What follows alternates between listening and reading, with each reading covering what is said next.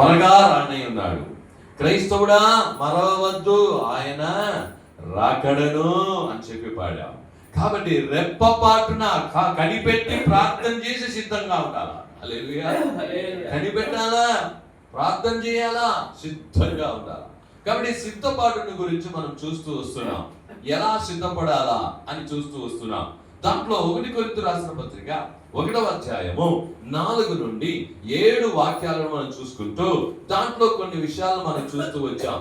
ఈ రోజు కూడా ఒక ప్రాముఖ్యమైన కార్యాన్ని ఈ యొక్క సిద్ధపాటులో మనం చూడబోతున్నాం. చూద్దాము. ఆ కొరింథీయులకు రాసిన మొదటి పత్రిక 1వ అధ్యాయం 4వ వాక్యం నుండి 7వ వాక్యం వరకు.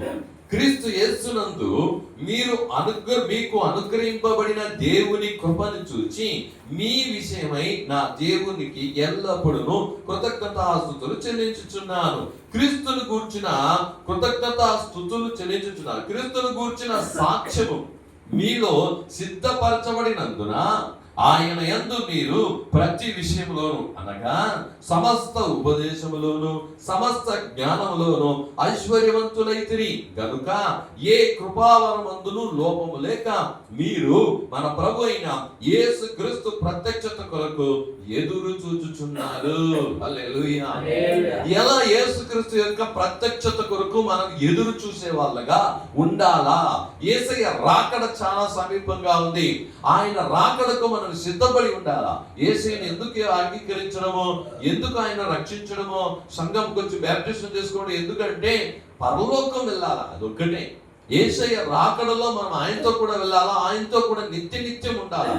అందుకొరకే యేసయ్య వచ్చాడు. ఆయన మనుషులందరినీ తన దగ్గర నిత్యంగా పెట్టుకునే దానికే, ఆయన తన ప్రజలుగా ఆయన పెట్టుకొని ఆయన మనకు రాజుగా ఉండడానికే యేసయ్య లోకానిలో ఆయన వచ్చాడని తెలుసుకోవాలి. సిలువలో ఆయన ప్రాణం పెట్టింది అందుకొరకే. ఏదో ఇహలోకపు మేలులు మాత్రం పొందుకోవడానికి మాత్రం కానే కాదు అన్నది మీరు బాగా తెలుసుకోవాలి. కాబట్టి సంఘానికి వచ్చి రక్షింపబడి ఉన్న దేవుని యొక్క బిడ్డలారా, మీరు దేవుని రాకడకు సిద్ధపడండి. ఆయన రాకడకు సిద్ధపడండి. కాబట్టి ఆయన రాకడకు ఎలా సిద్ధపడాలా అని మనం చూస్తూ వచ్చాం. పోయిన వారంలో మనము చూసాము ఏంటంటే సమస్త ఉపదేశాలు చూసాం. చాలా ఉపదేశాలు ఉన్నాయి. అపోస్తుల ఉపదేశం మీద నీ విశ్వాసాన్ని కట్టుకోవాలా, నీ భక్తి జీవితాన్ని కట్టుకోవాలా, వాక్యం మీద నీ యొక్క భక్తి జీవితాన్ని కట్టుకోవాలా. అందుకే చెప్పాడు యేసయ్య, 2 చెప్పాడు. ఆ యొక్క బండ మీద కట్టిన ఇల్లు అన్నాడు. హల్లెలూయా. బండ మీద కట్టిన ఇల్లు, ఇసుకలో కట్టిన ఇల్లు. కాబట్టి వాడొచ్చింది, ఇసుకలో కట్టబడిన ఇల్లు కూలిపోయింది. కానీ బండ మీద కట్టబడిన ఇల్లు పునాది కదలేదు, అలాగే నిలబడింది అన్నారు. బండ ఏది? ఆ యేసుక్రీస్తు బండ. ఆయన వాక్యం మీద, సత్యం మీద మీరు కట్టబడితే, మీ విశ్వాసం కట్టబడితే, మీ భక్తి జీవితం కట్టబడితే, ఈ కార్యం ఎన్ని వచ్చినా సరే నువ్వు నిలబడగలుగుతావు అని రాయబడింది. కాబట్టి ఉపదేశాలు చాలా ఈ రోజుల్లో అనేక భయంకరమైన చెడు ఉపదేశాలు వచ్చేసాయి. ఎన్నెన్నో ఉపదేశాలు వచ్చేసాయి. కాబట్టి ఈ రోజు జనాలు ఎక్కువ ఉపదేశం వింటున్నారు. ఏది నిజమో ఏది సత్యమో వాళ్ళకి ఎరగడం లేదు ఆ ఉపదేశమును. కాబట్టి దేవుడు నీకు ఏదైతే నీకు ఇచ్చిన సంఘంలో నీకు చెప్తున్న ఉపదేశం ఏమైందో ఆ ఉపదేశానికి నువ్వు లోబడి ఉండాలని గడిచిన దినములో మాట్లాడాడు. ఈ రోజు మనం చూపుతున్నాము సమస్త జ్ఞానములో ఐశ్వర్యవంతులవ్వాలా. హల్లెలూయా. సమస్త జ్ఞానములో మనం ఏం చేయాలంటే ఐశ్వర్యవంతులుగా మీరు మారాలా అని రాయబడి ఉంది. చూద్దాము ఆ జ్ఞానము ఎలాంటి జ్ఞానం అనేది జాగ్రత్తగా మీరు విని గ్రహిద్దాం. ఎఫెసీయులకు రాసిన పత్రికలో 1వ అధ్యాయంలో మీరు చూసినట్టయితే 17వ వాక్యం నుండి 19వ వాక్యం వరకు మీరు చదివినట్టయితే అపోస్తలుడైన పౌలు గారు ఈ యొక్క జ్ఞానంలో నుండి అనేక కార్యాలు చెప్తున్నాడు. ఒకటి మాత్రమే మనం చూసుకోబోతున్నాం. ఎఫెసీయులకు రాసిన పత్రిక 1వ అధ్యాయము 17 నుండి 19 వరకు. మరియు మీ మనోనేత్రములు వెలిగింపబడినందున ఆయన మిమ్మును పిలిచిన పిలుపు వలనైన నిరీక్షణ ఎట్టిదో, పరిశుద్ధులలో ఆయన స్వాస్థ్యం యొక్క మహిమ ఐశ్వర్యం ఎట్టిదో, ఆయన క్రీస్తునందు వినియోగపరిచిన బలాత్యసేమును బట్టి విశ్వసించు మనయందు ఆయన చూపుచున్న తన శక్తి యొక్క అపరిమితమైన మహత్యం ఎట్టిదో మీరు తెలుసుకొనవలననియు, మన ప్రభు అయిన యేసుక్రీస్తు యొక్క దేవుడైన మహిమా స్వరూపియుడు తండ్రి తన్ను తన్ను తెలుసుకొనుట యందు మీకు జ్ఞానమును ప్రత్యక్షతను గల మనసు అనుగ్రహించినట్లు నేను నా ప్రార్థనలందు మిమ్మల్ని గురించి విజ్ఞాపన చేయుచున్నాను. పౌలు గారు ప్రార్థన చేసినటువంటి ఆ ప్రార్థనలో ఎంత లోతైన జ్ఞానముగా ప్రార్థన చేస్తున్న ప్రార్థనలు మనం చూస్తున్నాం. కానీ మనం ప్రార్థన చేసే ప్రార్థనలు ఎలా ఉన్నాయి? ఇక్కడ చెప్తున్నటువంటి ఒక మాట ఏంటి అంటే, ఇదో తన్ను తెలుసుకుంటే యేసును మీరు తెలుసుకున్నట్టు జ్ఞానమైన ప్రత్యక్షతను గల మనసు కావాలి. యేసును మీరు తెలుసుకోవాలి. ఏమయ్యా మేము యేసును తెలుసుకున్నాం కదా, యేసు రక్షకుడు తెలుసుకున్నాం కదా, మన సంఘానికి వస్తున్నాం కదా, మళ్ళీ ఇంకంటే యేసును తెలుసుకొని యేసును పూర్తిగా తెలుసుకోవాలా. హల్లెలూయా. యేసు రక్షకుడు మాత్రం తెలిసి ఉన్నారు, అది మాత్రం కాదు. ఆయన గురించి తెలుసుకోవాలి, ఆయన పూర్తిగా నువ్వు తెలుసుకోవాలా, ఆయన జ్ఞానమును పూర్తిగా నువ్వు తెలుసుకోవాలా, ఆయన వాక్యమును నువ్వు పూర్తిగా తెలుసుకునే వారంగా ఉండాలా. అందుకే చెప్తున్నాడు ఈ పౌలు గారు ఏమంట, తన్ను తెలుసుకొనుట యందు మీరు జ్ఞానమును, యేసయ్యను తెలుసుకున్నట్లో మీరు జ్ఞానమును పొంది ప్రత్యక్షత గల మనసును అనుగ్రహించినట్టు నేను ప్రార్థన చేస్తున్నాను. కాబట్టి మీరు ప్రార్థన చేయాలి, ప్రభువా నిన్ను నేను పూర్తిగా తెలుసుకునేదానికి నాకు జ్ఞానం ఇవ్వు, నీ వాక్యాన్ని పూర్తిగా అర్థం చేసుకునేదానికి నాకు జ్ఞానం ఇవ్వు. రక్షణ అంటే ఏమి, అభిషేకం అంటే ఏమి, సంఘం అంటే ఏమి, పరిచర్య అంటే ఏమి, నా చిత్తం అంటే ఏమి, చిత్తం నెరవేర్చడం అంటే పరలోకం అంటే ఏమి, భూలోకం అంటే ఏమి, శత్రువు అంటే ఏమి, సాతాను అంటే ఏమి, ఇవన్నీ కూడా నువ్వు బైబుల్ వాక్యానుసారంగా నువ్వు జ్ఞానం పొందుకోవాలా. ఈ జ్ఞానంలో నువ్వు ఎలా ఉండాలంట, ఐశ్వర్యవంతుడుగా మారాలంట. హల్లెలూయా. ఈ జ్ఞానంలో, క్రీస్తు జ్ఞానంలో నీవు ఐశ్వర్యవంతుడిగా ఏం చేయాలంట, నువ్వు మారాలా. అప్పుడు దేవుని యొక్క రాకడలో నువ్వేం చేయగలుగుతావో, వెళ్ళగలుగుతావు అన్నది తెలుసుకో. చూద్దాము రోమీయులకు రాసిన పత్రిక 10వ అధ్యాయములో 2వ వాగ్దాన వచనములో అపోస్తలుడు పౌలు గారు ఒక మాట రాసి ఉన్నారు. చూద్దాము ఆ రోమీయులకు రాసిన పత్రిక 10వ అధ్యాయము 2వ వాక్యము.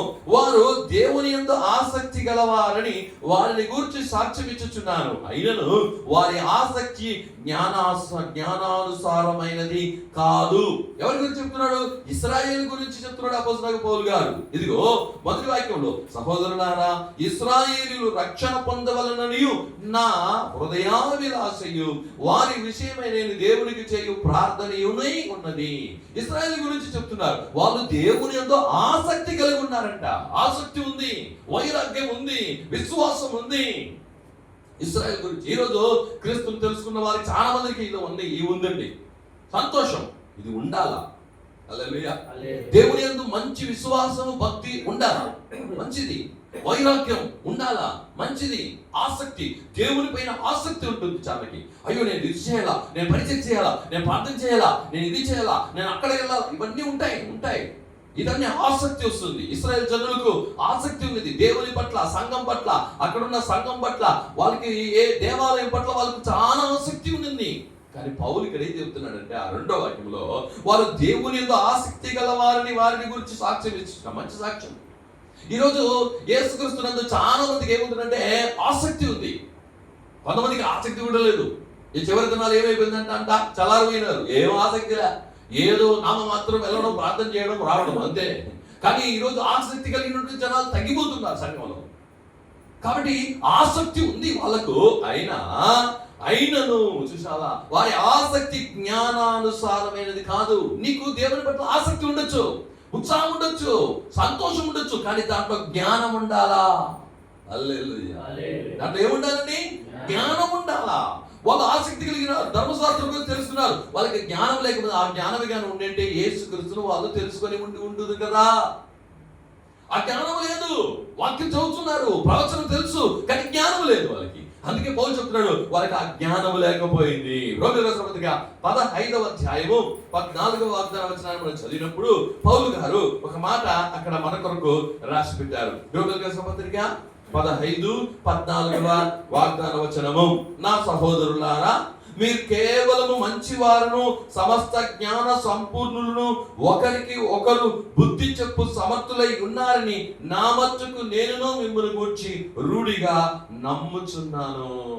ఎలా ఉండాలా విశ్వాసులు, ఎలా ఉండాలా సంఘస్థులు అంటే ఇక్కడ పౌలు గారు ఒక మాట చెప్తున్నారు.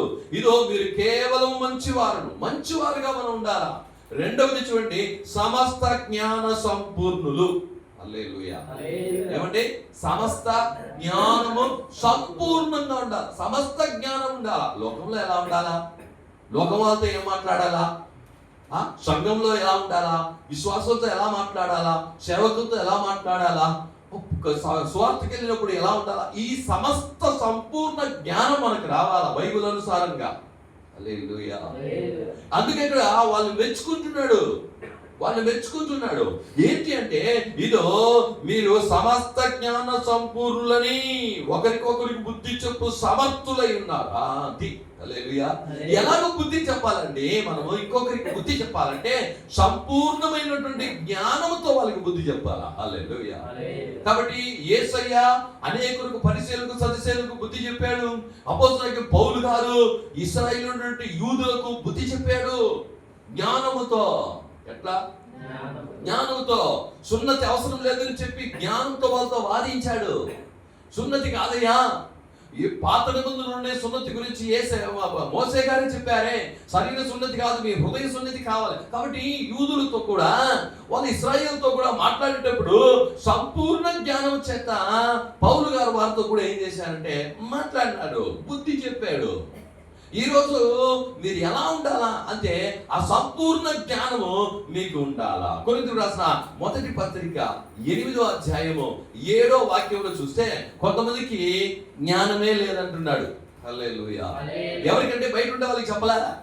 యేసుక్రీస్తుని ఎరిగి రక్షించబడి సంఘముకు వచ్చినటువంటి వాళ్ళకు ఆ జ్ఞానమే లేదు. నీకు ఈ జ్ఞానం లేకపోతే నువ్వు దేవుని రాకడకు వెళ్ళలేవు. హల్లెలూయా. ఏంటంట చూద్దాం, బాగా గమనించండి ఈ మాటను. 8వ అధ్యాయము 7వ వాక్యం నుండి. అయితే కొందరి యందు ఈ జ్ఞానము లేదు, కొందరు ఇదివరకే విగ్రహములను ఆరాధించిన వారు గనుక తాము భుజించు పదార్థములు విగ్రహములకు బలి ఇయ్యబడినవని ఎంచి భుజించుదురు. ఇందువలన వారి మనస్సాక్షి బలహీనమైనది, అపవిత్రమగుచున్నది. హల్లెలూయా. ఈ 8వ అధ్యాయం మొదటి నుండి మీరు చూసినట్టయితే విగ్రహముకు బలిగా అర్పించు వాటి విషయము అని చెప్పి మొదట స్టార్ట్ చేస్తున్నాడు. మీరు ఇంటికి చదువుకోండి. అప్పుడు చెప్తున్నాడు, మీకు జ్ఞానం ఉందా?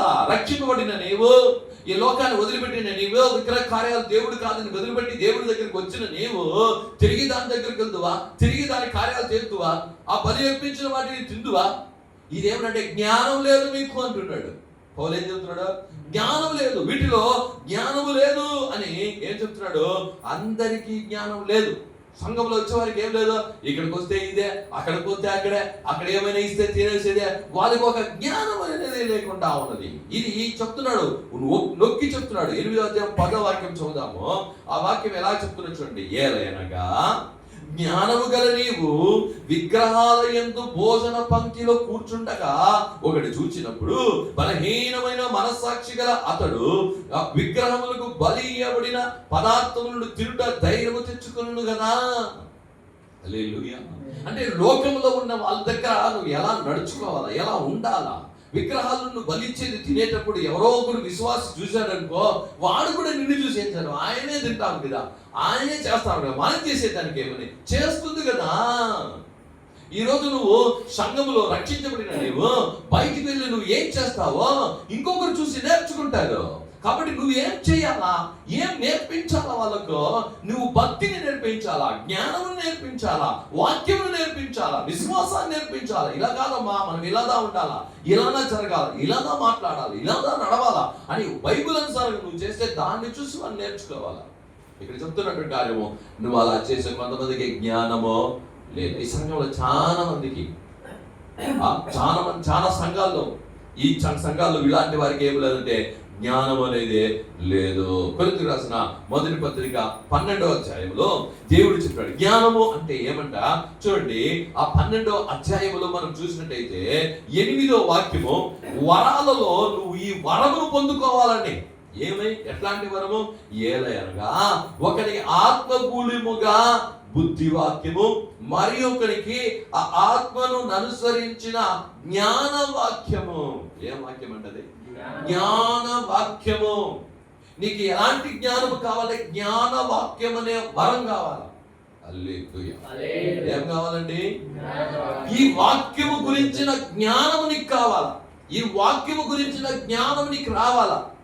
ఏంటి, ఎందుకు, నేనేం చేస్తున్నాను, ఇది కరెక్టా కాదా అన్న జ్ఞానము నీకు రావాలా. అందుకే ఇక్కడ చెప్పాడు, వాళ్ళు జ్ఞానములో ఐశ్వర్యవంతులయ్యి. జ్ఞానములను ఐశ్వర్యవంతుడు అవుతేనే, అంటే బైబిల్ జ్ఞానం, క్రీస్తుని గురించిన పూర్తి జ్ఞానం. హల్లెలూయా. క్రీస్తుని చేతిని మాత్రం చూడటం కాదు. హల్లెలూయా. అంటే ఏమిస్తాడు, ఏం చేస్తాడు, అద్భుతాలు చేస్తాడా, ఆశీర్వదిస్తాడా అని ఆయన పూర్తిగా చూడాలి. హల్లెలూయా. ఆయన ఎలా చూడాలి, నువ్వు పూర్తిగా తెలుసుకోవాలి ఏంటి ఏమిటి అని. కాబట్టి ఇక్కడ పౌలు గారు చెప్తున్నటువంటి ఆత్మ వరాలలో ఒక వరం ఏమని అంటే ఇది బుద్ధి వాక్యము.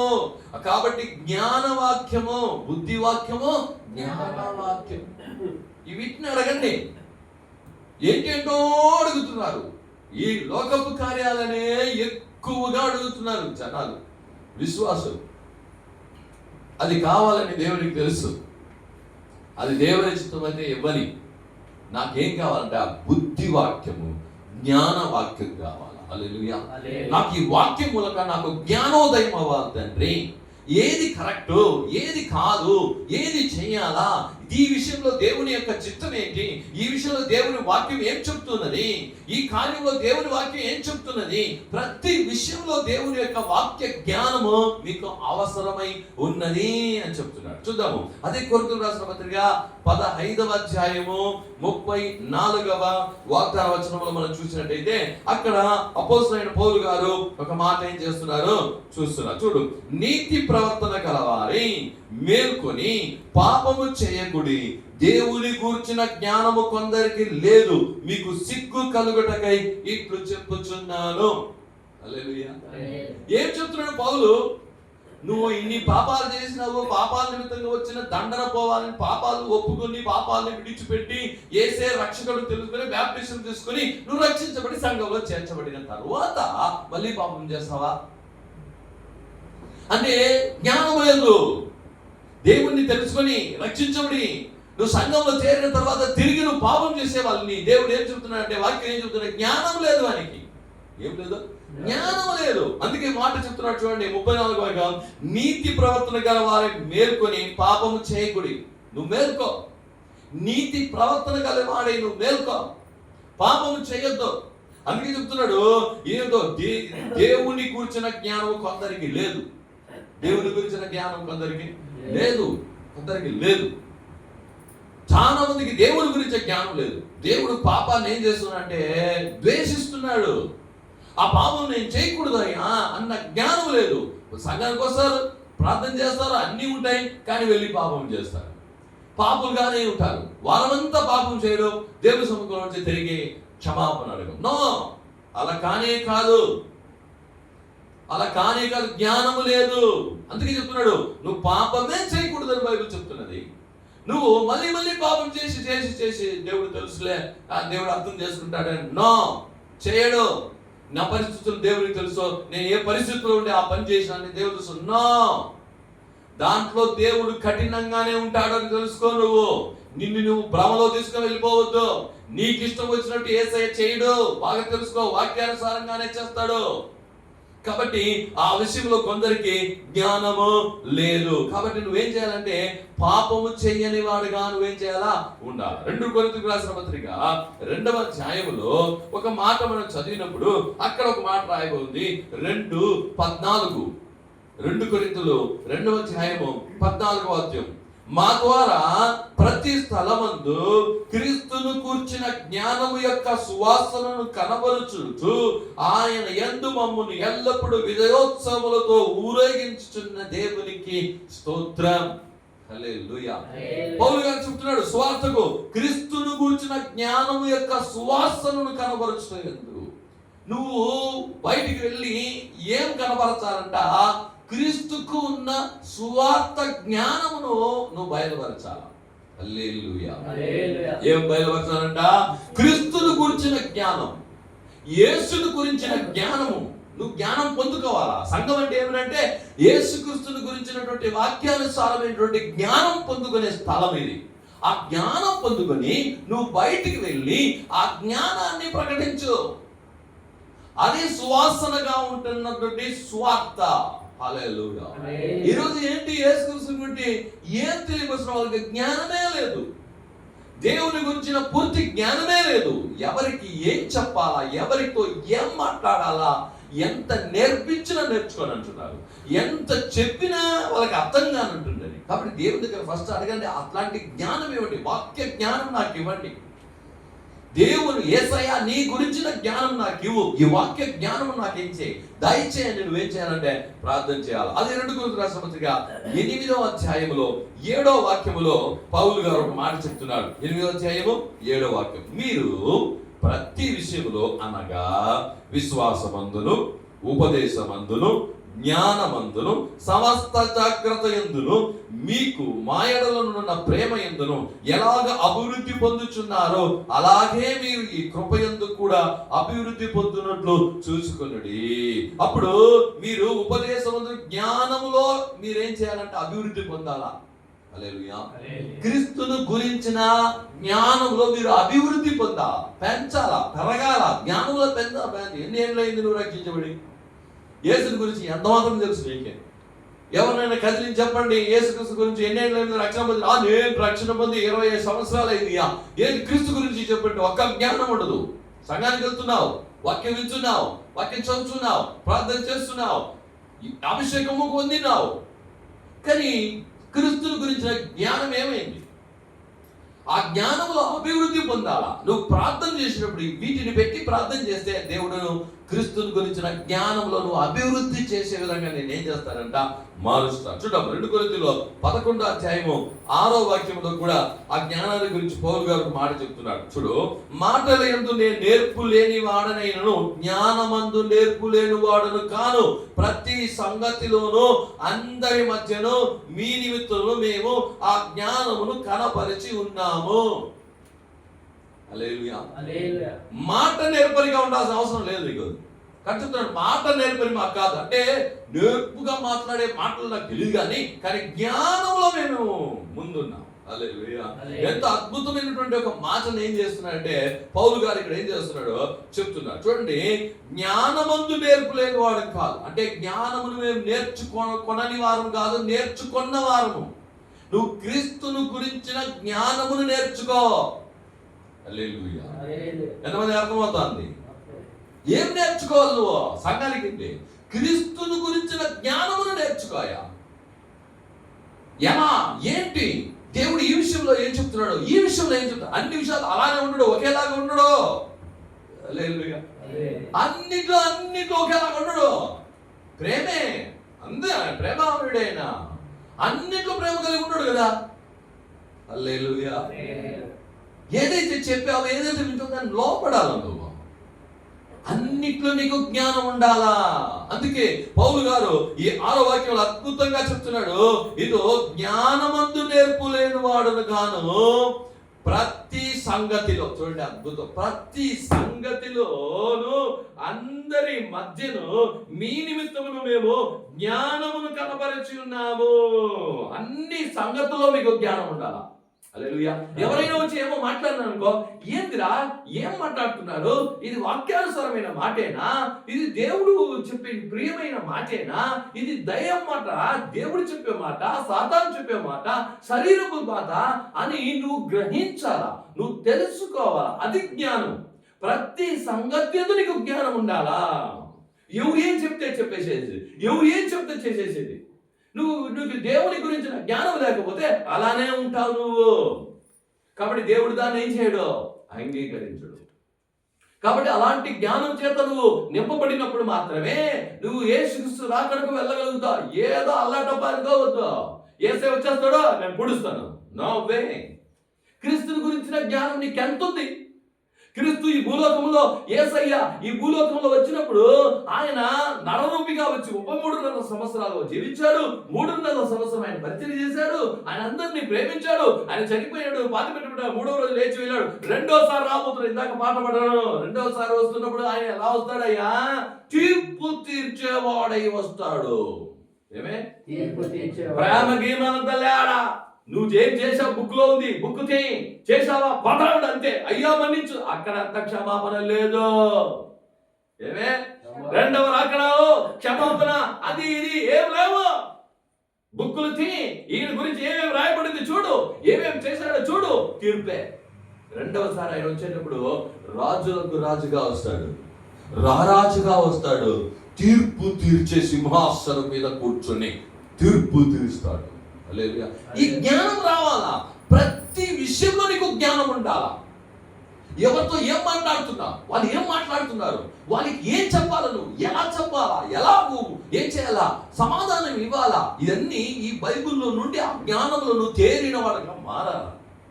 ప్రతి విషయమందు, అందుకే 6వ అధ్యాయంలో ప్రతి సంగతిలోనూ అందరి మధ్యలో చూడండి, అందరి మధ్య నువ్వు ఎలా ఉన్నావు, వేరే వాళ్ళ మధ్య నువ్వు ఏం మాట్లాడుతున్నావు, దేని గురించి మాట్లాడుతున్నావు, బూతులు మాట్లాడుతున్నావా, చెడమాటలు మాట్లాడుతున్నావా, ఇదా దేవుని జ్ఞానము, ఇదా దేవుడు చేయమనేది, ఇదా దేవుడి కార్యాలు చేయమనేది, అబద్ధాలు మాట్లాడతావా, ఏమార్చ మాటలు మాట్లాడతావా, ఏం మాట్లాడుతున్నావు. దేవుని జ్ఞానం లేదు నీకు, ఏం లేదు, దేవుని జ్ఞానం లేదు. అందరి మధ్యను ఇదిగో అందరి మధ్యన మా నిమిత్తము మేము ఆ జ్ఞానమును కనపరచుచున్నావు. నువ్వు వేరే వాళ్ళ మధ్యలో ఉన్నప్పుడు దేవుని జ్ఞానాన్ని కనపరచు. హల్లెలూయా. నువ్వు తెలుసుకుంటే కదా కనపరచుకోవడానికి, నువ్వు వెతికితే కదా తెలుసుకుని చెప్పడానికి, నువ్వు ప్రే చేసి ఉంటే కదా నువ్వు రావడానికి. నువ్వు ప్రే చేసేదంతా ఏందో లోక కార్యాలే. ఈ జ్ఞానం నువ్వు పొందుకోవాలని పౌలు చెప్తున్నాడు. హల్లెలూయా. ఎఫెసీయులకు రాసిన పత్రిక 3వ అధ్యాయంలో 19వ వాగ్దాన వచనంలో కూడా ఒక మాట పౌలు గారు రాసి పెట్టినారు. చూద్దాము. ఎఫెసీయులకు రాసిన పత్రిక 3వ అధ్యాయము 19వ వాగ్దాన వచనము. జ్ఞానమునకు మించిన క్రీస్తు ప్రేమను తెలుసుకొనుటకు తగిన శక్తి గల కావాలని ప్రార్థన చేస్తున్నా. హల్లెలూయా. జ్ఞానమునకు మించింది దేవుని ప్రేమ. ఏమంట? ఆ దేవుని ప్రేమను కూడా తెలుసుకో. ఆ దేవుని ప్రేమను తెలుసుకోవాలంటే క్రీస్తు జ్ఞానం ఉంటేనే నువ్వు దేవుని యొక్క ప్రేమను తెలుసుకోగలుగుతావమ్మా. హల్లెలూయా. బైబిల్లో దేవుని గురించిన, యేసుక్రీస్తు గురించినటువంటి ఈ జ్ఞానం ఉంటేనే క్రీస్తు ప్రేమ జ్ఞానము కంటే ప్రేమను తెలుసుకోగలుగుతావు. హల్లెలూయా. ఈ జ్ఞానమే లేకపోతే దేవుని ప్రేమను నువ్వు తెలుసుకునే దానికి కుదరదు నీ వల్ల. దేవుని గురించిన పూర్తి జ్ఞానం తెలుసుకొని ఆ జ్ఞానం కంటే ఎక్కువైన దేవుని ప్రేమను నువ్వు తెలుసుకునే దానికి ఈ మెట్టు లేకుండా దాన్ని తెలుసుకోలేవు నువ్వు. హల్లెలూయా.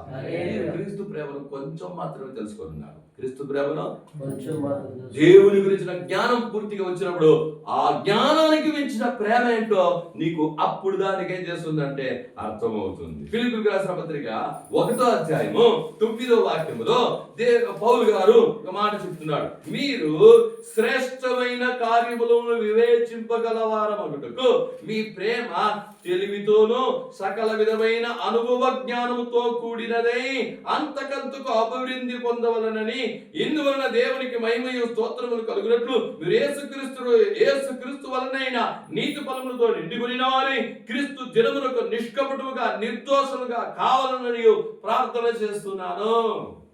చూడండి పౌలు ఏం చెప్తున్నాడు చూడండి. ఇదో మీ ప్రేమ తెలివితో, మీ ప్రేమ ఎలా ఉండాలంట?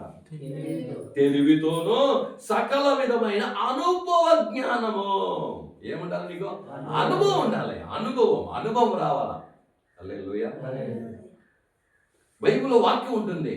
ఏమే కష్టకాలం వచ్చినప్పుడు, అందరూ చేయి వదిలినప్పుడు నన్ను చూసి మొరపెట్టు. వాక్యం వింటావు, కానీ దాంట్లో నీకు అనుభవం రావాలా. ఏం రావాలా అంటే ఏమిడు? నేను అందరూ చేయి వదిలేసినప్పుడు, నీకు కష్టమైనప్పుడు దేవుని నమ్మాలనే మాట ఉంది కదా, మనం వెళ్ళి నమ్ముదామని నమ్మి ఆయనకే ఆ కార్యం, ఆ వ్యాఖ్యాన్ని అప్పగించినప్పుడు దేవుడు నిన్ను నడిపించే విధానం ఉంటుంది చూడు, అది అనుభవ జ్ఞానం. చాలా మందికి అనుభవ జ్ఞానం లేదు. వాక్యం తెలుసు, నాకు వాక్యం తెలుసు, ప్రసంగించి తెలుసు, ఎక్కడ నిలిపోతారు. అనుభవ జ్ఞానం ఉండాలి. సువార్తల గురించిన అనుభవ జ్ఞానం ఉండాలా. వేరే వాళ్ళు ఎదురు చెప్పేటప్పుడు ఏం చెప్పాలంటాడు, అనుభవ జ్ఞానం ఉండాలా. దాంట్లో నువ్వు వెళ్ళి ఉండాలా, దెబ్బలు తిని ఉండాలా, కాని ఉంచబడి ఉండాలా. అప్పుడు దానికి అనుభవ జ్ఞానం వస్తుంది. ప్రతి విషయంలో నీకు అనుభవ జ్ఞానం కావాలా. హల్లెలూయా. ఏం జ్ఞానం కావాలా? సంఘం కట్టబడడంలో ఒక అనుభవ జ్ఞానం ఉండాలా. సువార్త చెప్పడంలో ఒక అనుభవ జ్ఞానం ఉండాలా. కాబట్టి రక్షణలో నడిపించడంలో ఒక అనుభవ జ్ఞానం ఉండాలి. ఈ అనుభవ జ్ఞానం మనకి చాలా చాలా ప్రాముఖ్యమైనది. పౌలు అదే చెప్తున్నా, అనుభవ జ్ఞానం చాలా ముఖ్యం. హల్లెలూయా. ఏం కావాలండి? అనుభవ జ్ఞానము చాలా చాలా ముఖ్యం. చూడండి 3వ అధ్యాయం 8వ వాక్యంలో కూడా, అది ఫిలిప్పీయులకు రాసిన పత్రిక 3వ అధ్యాయంలో 8వ వాక్యంలో కూడా పౌలు ఒక మాట చెప్తున్నాడు చూడండి. కాబట్టి నేను నిశ్చయముగా నా ప్రభు అయిన యేసుక్రీస్తుని గురించిన అతి శ్రేష్టమైన జ్ఞానము నిమిత్తమై సమస్తమును నష్టముగా ఎంచుకొనుచున్నాను. హల్లెలూయా. ఆయన శ్రేష్టమైన జ్ఞానము నిమిత్తంగా నాకున్నవన్నీ నష్టంగా ఎంచుకుంటున్నాను. హల్లెలూయా. ఆయన దగ్గర ఎలాంటి ఒక జ్ఞానం ఉందంటే శ్రేష్టమైన జ్ఞానం. యేసుక్రీస్తునికి ఇచ్చేటువంటి జ్ఞానము శ్రేష్టమైన జ్ఞానం. అది ఎలాంటి జ్ఞానం? అది శ్రేష్టం, చాలా శ్రేష్టమైనటువంటి. ఎందుకంటే పరలోక రాజ్యం ఎలాంటిదంట? చాలా చాలా చాలా శ్రేష్టమైనది, చాలా చాలా చాలా ఉన్నతమైనది, చాలా చాలా చాలా పరిశుద్ధమైనది. అలాంటి జ్ఞానమును, అలాంటి పరలోకాన్ని పొందుకోవాలంటే శ్రేష్టమైనటువంటి జ్ఞానము దేవుని యొక్క జ్ఞానం అని నువ్వు తెలుసుకోవాలి. హల్లెలూయా. ఎంతమంది దేవుని యొక్క బైబిల్ చెప్పిస్తాం రాయా అంటే ఎన్ని రోజులు నువ్వు అన్నిటిని వదిలిపెట్టి రాగలుగుతావు? మేకలున్నాయి, గొర్రెలున్నాయి, అది ఉన్నది, అది ఉన్నది, ఈ పని ఉంది, ఆ పని ఉంది, నేను రాలేదు అంటే నీకు ఇక్కడ ఇచ్చేది ఎలాంటి జ్ఞానం అంట? శ్రేష్టమైన జ్ఞానం, ఉన్నతమైన జ్ఞానం, పరలోకముకు తీసుకువెళ్ళే జ్ఞానం. ఎంతవరకు నీవు నష్టపరుచుకుంటావు? పౌలు చెప్తున్నాడు, శ్రేష్టమైన జ్ఞానం కొరకు అన్నిటిని నేను నష్టపరుచుకున్నా, అన్ని వద్దయ్యా, ఆడిపోతే నాకు లాభం వస్తుంది, ఆ లాభం నాకు వద్దు, ఈ శ్రేష్టమైన జ్ఞానం నాకు కావాలా. హల్లెలూయా. శ్రేష్టమైన జ్ఞానం కొరకు అన్నిటినీ నష్టంగా ఎంచుకున్నాడంట. నష్టమైతేనే పర్వాలేదు. ఈ జ్ఞానం ఊరికే దొరికేది నీకు, నువ్వు నష్టపడాలి అన్నింటి విషయంలో. అది అనుభవ జ్ఞానం. ఏంటి? దేవుని జ్ఞానం పొందుకోవడంలో నువ్వు నష్టపడాలా, అన్ని పోయినా పర్వాలేదు, నాకు ఇద కావాలి అనే దాంట్లో నువ్వు రావాలా. అప్పుడుదా ఆ పరలోక రాజ్యాన్ని నువ్వేం చేయగలుగుతావంటే పొందుకోగలుగుతావు. ఫిలిప్పీయులకు రాసిన పత్రిక 1వ అధ్యాయము 9వ వాక్యంలో కూడా ఒక మాట అక్కడ రాసి ఉన్నాడు, చూద్దాము. ఆ మాట చదువుదాం. మీరు శ్రేష్టమైన కార్యములను వివేచింపదగినట్లు మీ ప్రేమ తెలివితోను ఏముంది ఉండాలని చూసాం. ఆ కొలస్సీయులకు రాసిన పత్రిక 1:9, కొలస్సీయులకు రాసిన పత్రిక 1:9 మనం చదువుకుంటాము. అక్కడ రాయబడి 9-10 వాక్యాలు అలా కంటిన్యూగా ఉన్నాయి, చూద్దాం. అందుచేత ఈ సంగతి వినిన నాటి నుండి మేమును మీ నిమిత్తము ప్రార్థన చేయటం మానక మీరు సంపూర్ణ జ్ఞానమును. హల్లెలూయా. ఏం జ్ఞానం ముందు కావాలంటే మీరు అప్పుడు దేవుని దగ్గర ఈ రోజు నుండి మీ ప్రార్థనను మార్చండి.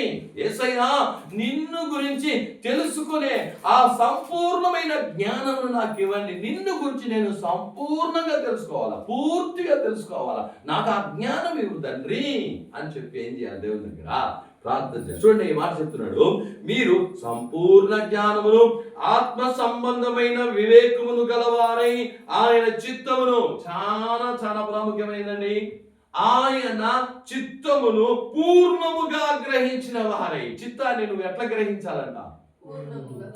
దేవుని చిత్తం ఏంటి నా పట్ల అని పూర్ణంగా తెలుసుకో. కొంచెం కాదు, సగం కాదు, ముక్కాలు కాదు, పూర్తిగా తెలుసుకో. నా పట్ల దేవుని చిత్తం ఏంటి? నన్ను ఎందుకు రక్షించాడు? నన్ను ఎందుకు ఈ సంఘంలో పెట్టారు? ఎందుకు? నా పట్ల ఆయన చిత్తం ఏంటి? ఏదో ఒక చిత్తం వల్ల నేను తీసుకొచ్చాడు యేసయ్య.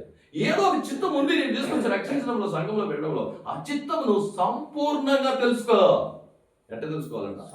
పూర్తిగా తెలుసుకో ఆయన చిత్తమును. కాబట్టి ఇదో ఆయన చిత్తమును పూర్ణముగా గ్రహించిన వారి ప్రతి సత్కార్యమందు సఫలమగుచు దేవుని విషయమైన జ్ఞానమందు అభివృద్ధి పొందుచు. దేంట్లో అంట? దేవుని విషయమైన జ్ఞానం. ఇహలోక జ్ఞానం కాదు, ఈ లోక జ్ఞానంలో కాదు. ఈ రోజు చాలా మంది ఈ రోజుల్లో చాలా వేదనకరమైన కార్యం ఏమంటే, పిల్లలు మనం చదివించడానికి అంటే పిల్లలు చదివించకూడదా అంటే చదివించకూడదు చెప్పలేదు, చదివించండి. పిల్లలను చదివించడానికి ఎంత అక్కర తీసుకుంటారు, ఎంత డబ్బులు ఖర్చు పెడతారు, ఎంతగా వాళ్ళ మీద ఇంట్రెస్ట్ చేసుకుంటారు. వెళ్ళు, 1,00,000 అయినా పర్వాలా, 10 లక్షలైనా పర్వాలా, ఎంత దూరమైనా పర్వాలా, వేల పెడతాం పర్వాలా అన్నప్పుడు ఆ లోక జ్ఞానాన్ని పొందుకునేదానికి ఎంత ఉత్సాహపరుస్తున్నారు. కానీ దేవుని జ్ఞానమైనటువంటి బైబిల్ జ్ఞానం తెలుసుకోవడానికి మీ పిల్లలను ఎందుకు అలాగా ఉత్సాహపరచడం లేదు? అలా ఎందుకు మీరు ఖర్చు పెట్టలేకపోతున్నారు? హల్లెలూయా. ఆలోచించండి. శ్రేష్టమైన జ్ఞానం అది.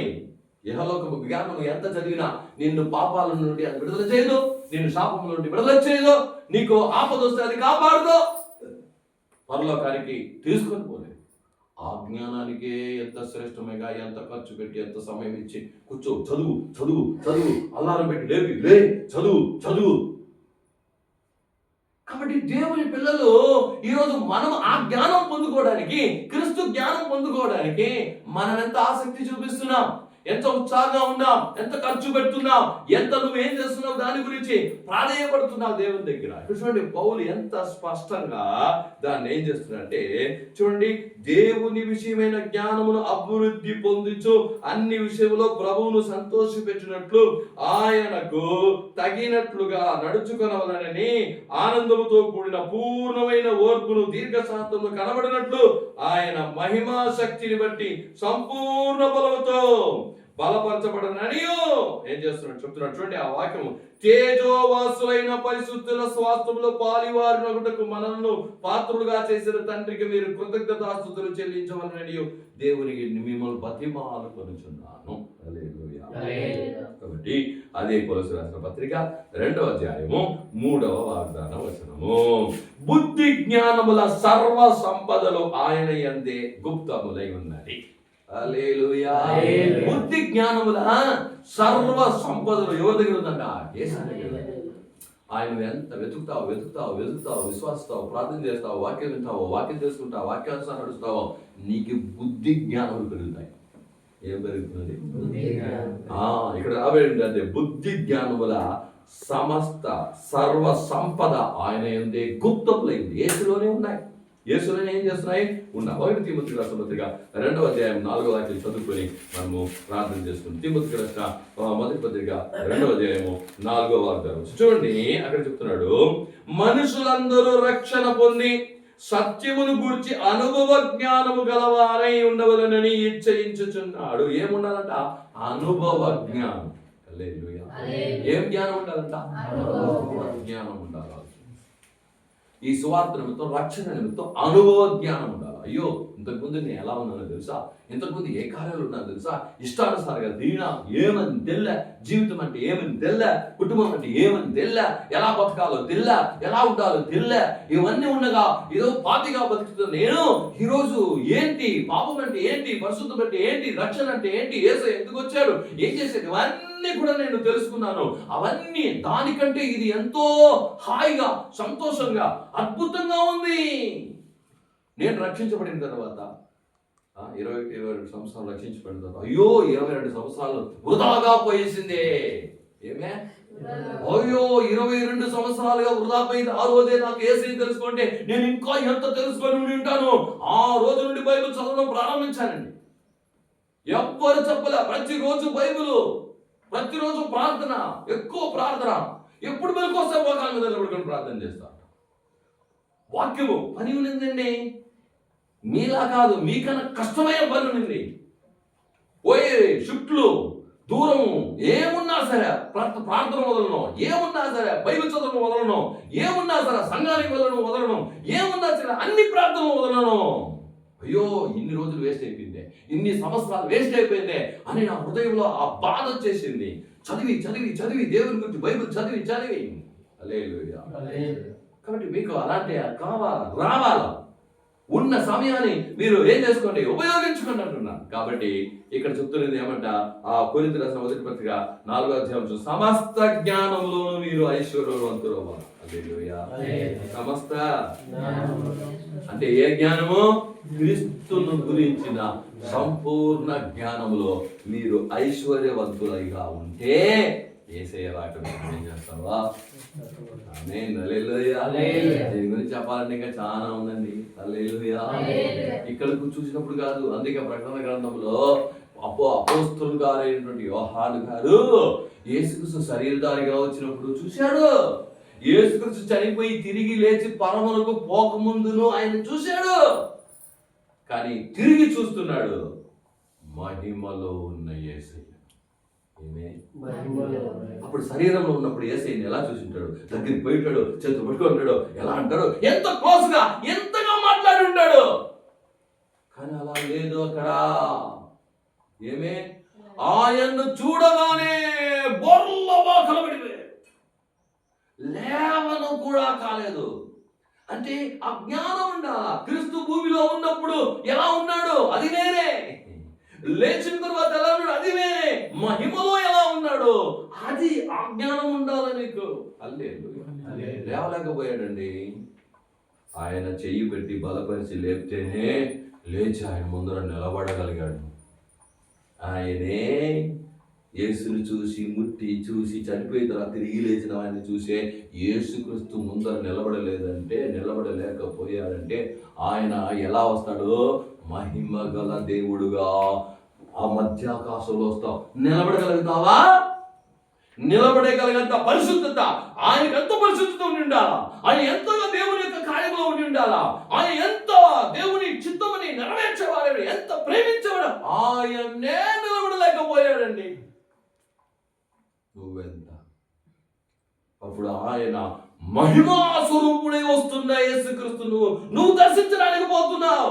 మహిమా స్వరూపుడైన యేసుక్రీస్తు దగ్గరకు నువ్వు పోతున్నావు. ముఖముఖంగా చూడాలంటే నువ్వు ఎలా ఉండాలి, నువ్వు ఎంత జ్ఞానం ఉండాలి నీకు, ఎంత వాక్యానుసారంగా జీవిస్తే గాని ఆ రహస్య రాకడలకు నువ్వు పోయి నిలబడలేవు. హల్లెలూయా. అల్లా తప్ప కాదు దేవుని పిల్ల. కాబట్టి దేవుని దగ్గర అడగండి, ఆ మిమ్మును గూర్చిన పూర్తి జ్ఞానం నాకు కావాలి. హల్లెలూయా. అందరూ మోకరిద్దాం, దేవుని వైపు చూద్దాం. యేసయ్యా రాజా, నాకు నీ రాకడకు నేను సిద్ధపడాలా. ఎలా సిద్ధపడాలా? ఆయన జ్ఞానములో ఐశ్వర్యవంతులై, ఆయన జ్ఞానంలో పూర్తి జ్ఞానంలో నువ్వు ఐశ్వర్యవంతుడుగా మారాల. సహోదరి సహోదరుడా, సంగమా ఎలా ఉండాలి నువ్వు? ఈరోజు ఎలా ఉన్నావు నువ్వు? దేవుని గురించిన జ్ఞానమే లేదు కొంతమందికి, దేవుని గురించిన జ్ఞానమే లేదు. సంఘంలో వచ్చి ప్రార్థన చేసి వెళ్ళి పాపాలు చేసుకుంటున్నారు, వాళ్ళ ఇష్టానుసారంగా జీవించుకుంటున్నారు, వాళ్ళకు దేవునికి ప్రియమైన కార్యాలు చేస్తున్నారు. జ్ఞానం లేదు, వాక్య జ్ఞానం లేదు, దేవుని గురించిన జ్ఞానం లేదు. అసూయ, వాళ్ళని చూసే అసూయ, వీళ్ళు చూసే కోపము, ద్వేషాలు, పగ, ఇదా?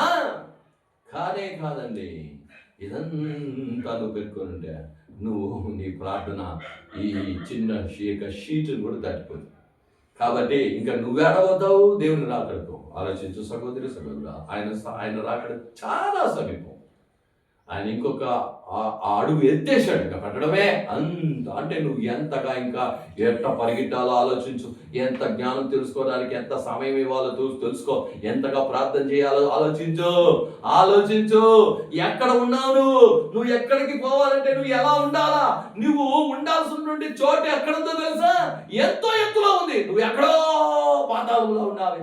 దేవుని గురించిన జ్ఞానంలో, వాక్యం గురించిన జ్ఞానములో, పరిశుద్ధాత్మల గురించిన వాక్యము జ్ఞానములో నువ్వు ఎక్కడో ఉన్నావే.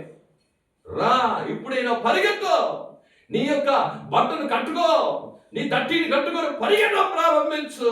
వేగంగా పరిగెత్తాలా. వేగంగా పరిగెడితేనే కానీ దాన్ని పట్టుకోలేవు. నువ్వు వేగంగా పరిగెడితేనే కానీ అన్నింటిని వదిలిపెట్టి అన్నింటిని మరిచి లోకం కాదు నా యేసయ్యను పరిగెడితేనే ఆ పూర్తి జ్ఞానమైన క్రీస్తుని జ్ఞానమును నువ్వు సంపాదించుకోగలుగుతావన్న సంగతిని మర్చిపో. ఏదో 5 నిమిషాలు వచ్చేసే, 10 నిమిషాలు సంఘంలో వచ్చేసే, టైం అయింది పంపిసేయా, నాకు పనులు ఉన్నాయి. నథింగ్. దేవుని రాకడలో కాబట్టి దేవునికి ఎక్కువ సమయం ఆయన పూర్తిగా తెలుసుకున్నలో, జ్ఞానములో ఎదుగుటకు, అభివృద్ధి పొందుకు కనీసం ప్రార్థన చేయి, పోరాడు.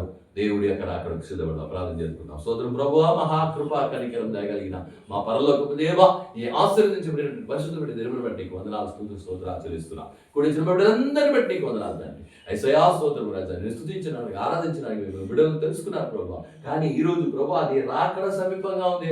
ఆ రాకడకు ఎలా సిద్ధపడాలా, ఆ సిద్ధపాటు గురించి ఒక్కొక్కసారి ఒక్కొక్క కార్యాలను మీరు చూస్తూ ఉన్నారు, చెప్తూ ఉన్నారు. అందరిని బట్టి ఉన్నారు. ఈ రోజు కూడా అవును తండ్రి, ఆ జ్ఞానంలో ఐశ్వర్యవంతులు కావాలా, మీరు క్రీస్తును తెలుసుకోవాల్సినటువంటి జ్ఞానంలో మీరు ఐశ్వర్యవంతులు అవ్వాలా అని చెప్పి ప్రభువా, వాళ్ళు ఐశ్వర్యవంతులు అయ్యారు. పరిస్థితి పట్టడం పోతున్నారు. కానీ రాజా, ఈరోజు ఆ దేవుని గురించినటువంటి జ్ఞానంలో వీరు ఐశ్వర్యవంతులు అయినారా? లేదు తండ్రి. ఐశ్వర్యవంతులు అవ్వడానికి వాళ్ళు తమను సమర్పించుకొని ఈ మాటలు వాళ్ళ క్రియ జరిగించని, ఏదో వింటాం, ఏదో వెళ్దాం, ఏదో మన పనులు మళ్ళీ చేసుకుంటాం అని చెప్పి తిరిగి ఆదివారం వస్తాం అంతే. అలాంటి వారుగా కాకుండా ఒక మార్పు వాళ్ళను దయచేయండి. ఈ వాక్యం వాళ్ళలో బలంగా క్రియ జరిగించని యేసయ్య మేము ఎదురు చూస్తున్న క్రియ. అవును తండ్రి రాజా, దేవుని యొక్క శ్రేష్టమైన జ్ఞానమును పొందుకోవడంలో నేను అన్నిటినీ నష్టముగా ఎంచుకున్నాను, అన్నిటిని వదిలిపెట్టాను పౌలు చెప్తున్నాను. అవును తండ్రి, ఈ యొక్క జ్ఞానాన్ని పొందుకునే దాంట్లో మీ పిల్లలు అన్నిటిని వదిలిపెట్టి, లోకాన్ని వదిలిపెట్టి, లోక పనులను వదిలిపెట్టి నాకు దేవుడు కావాలా, దేవుని గురించి ఇంకా తెలుసుకోవాలా, దేవుని గురించినటువంటి వాక్యం గురించినటువంటి పూర్తిగా నేను తెలుసుకోవాలా, లోతైన కార్యాలు తెలుసుకోవాలా, ఆయన ఎలాంటి వాడో, ఏ విషయంలో ఎలా ఉంటాడో ఆ కార్యం పూర్తిగా తెలుసుకోవాలన్నది రాజా మీరు తెలుసుకుని నీ దగ్గర ప్రార్థించి చేయండి. రాజా సంచండి, రాకడకు సిద్ధపరచండి. అలా చేసిన కుదరాలు కుడిచిన బిడ్డలందరినీ ఆశ్రయించండి. అవసరంలో వచ్చిన అవసరం దర్శించండి. ఎవరు బలహీనంగా ఉన్నారు వారిని ముట్టి స్వస్థపరచండి. అవును తండ్రి రాజా ప్రభు, అద్భుతం లేని అద్భుతం చేయండి, ఆశ్చర్యంగా జరిగించండి. సమాధానం లేని వారు సమాధానం తెచ్చండి. ఈ వారమంతా మీ బిడ్డలకు అవసరం దర్శించి అద్భుతం చేయమని అలా చేసినందుకు కుదరా సమస్తం మీ చేతికి అప్పగిస్తున్నాం. మీరు ఆశ జీవించి నడిపించి పెద్ద గొప్ప కార్యములు చేయమని మన ప్రభువును రక్షకుడైన యేసుక్రీస్తు నామమున చేత అడిగి వేడుకొనుచున్నాము తండ్రి. ఆమేన్, ఆమేన్, ఆమేన్. నా ప్రాణమా యెహోవాను సన్నతించు, నా అంతరంగమున సమస్తమైన పరిశుద్ధ నామాన్ని సన్నతించు. నా ప్రాణమా యెహోవాను సన్నతించు, ఆయన చేసిన ఉపకారములలో దేనిని మరవకు. ఆమేన్, ఆమేన్. సకల స్తుతియు, సకల ఘనతయు, సకల మహిమయు సైన్యములకు అధిపతియగు యెహోవాకే, కుమారుడైన యేసుక్రీస్తుకే, పరిశుద్ధాత్మ దేవునికి యుగ యుగములు కలుగును గాక. ఆమేన్, ఆమేన్, ఆమేన్. ప్రభువైన యేసుక్రీస్తు కృప, తండ్రి యొక్క ప్రేమ, పరిశుద్ధాత్మ సహవాసముతో కూడి దేవుని పిల్లలతో కూడి దేవుని రాకడకి తోడే మీరు నడిపించును గాక. ఆమేన్. దేవుడు తన గొప్ప ప్రకాశం మీ మీద ప్రకాశించి అందరిని ఆశ్రయించి సమాధానంతో నడిపించును గాక. ఆమేన్.